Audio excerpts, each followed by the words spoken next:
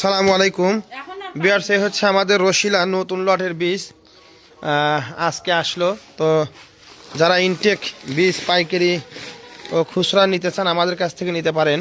এটা নতুন আসছে, এগুলো ইন্ডিয়াতে 1-2 মাস আগেই প্যাকেটিং হয়।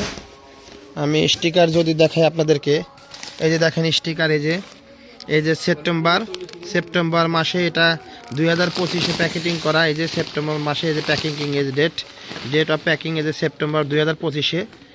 তো এটা মেয়াদ থাকবে হচ্ছে 2026 সালের শেষ সেপ্টেম্বর মাস পর্যন্ত। এটা নতুন প্যাকিং হয়েছে ইন্ডিয়াতে। তো এটা দেখানোর জন্য আমি ভিডিও করছিলাম।